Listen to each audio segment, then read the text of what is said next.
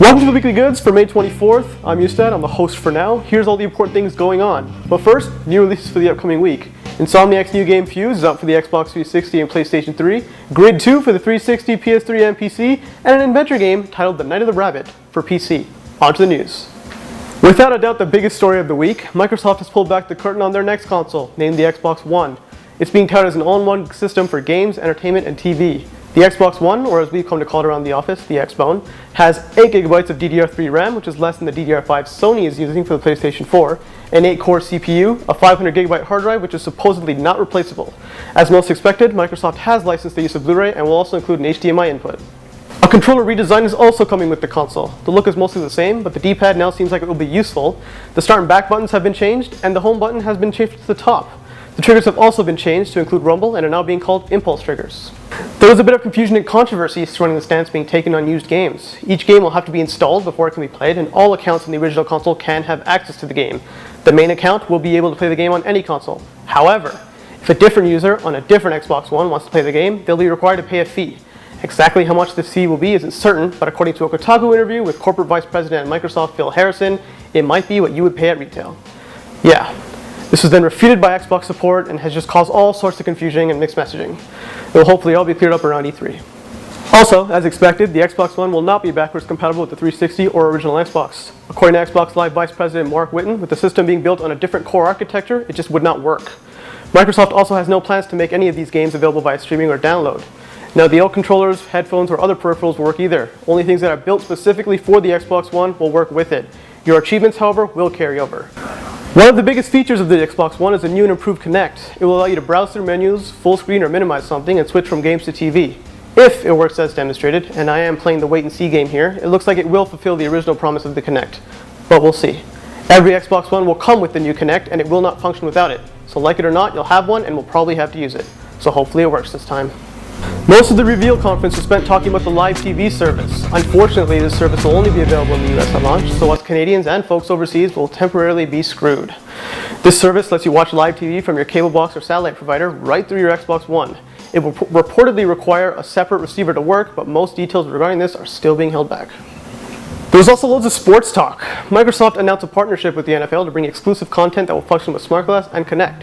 Users will be able to see live updates to their fantasy teams, not just for football, and other as of yet unannounced things.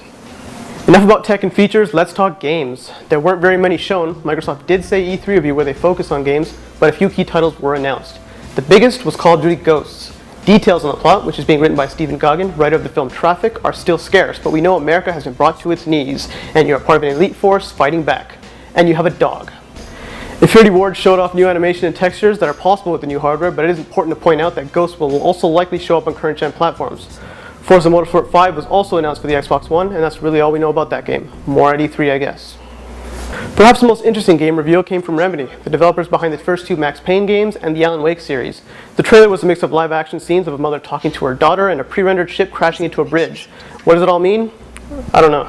I kinda got a Beyond Two Souls vibe from the girl, but E3, I guess. Electronic Arts had a big presence at the conference. The publisher announced a new Ignite engine and confirmed all sports games would be coming to the Xbox One, and the FIFA Ultimate Team mode would be exclusive to Microsoft for FIFA 14. Madden 25, the resurrection of NBA Live, and a new UFC game were also announced. NHL 14 is the only game absent, as it is being developed for current gen only. It wouldn't be an Xbox conference without Halo news, but it wasn't a game this time. Following the release of Forward Unto Dawn last year, Microsoft TV confirmed they'll be producing original programming starting with the Halo series. Steven Spielberg is involved with the project, but whether or not he'll be the showrunner or just helming the setup, E3. As soon as the conference ended, we got E3 teasing. Microsoft is saying that an historic property from Rare will be at E3. Way back in my day, Rare made games like Killer Instinct, Perfect Dark, and Banjo-Kazooie. They've mostly been doing Kinect stuff recently, so fans might be excited to see them go back to their roots. This also comes with the announcement that the Xbox One will have 15 exclusive games releasing in the first year, 8 of which are new IPs. So be excited for E3, I guess. We also got a whole whack of confirmations for games that were already announced coming to the Xbox One. Big games like Assassin's Creed 4 Black Flags, Battlefield 4, Destiny, Thief, and Watch Dogs. And just because something else besides the Xbox One happened this week, here's some Batman news. Kevin Conroy announced that he was voicing the Caped Crusader in Arkham Origins, which was contradicted by Warner Brothers saying that Roger Craig Smith would be doing the voice. Then Conroy said it wasn't Arkham Origins he was talking about, so now we pretty much know there's a next-gen Arkham game in the works.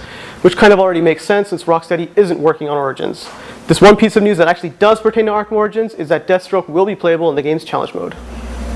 Here's what's happening this week on the website that you should check out. See what our film critic Phil Brown thought of Fast and Furious 6, and read what Wayne thought of the Xbox One and what it means for our future game plan. That's it for the Weekly Goods. I'm Ustad, temporarily the host, I guess. Permanently the host? Who knows? Read our website, follow us on Twitter, like us on Facebook, leave comments that I'll read below me here. Come back next week for more goods.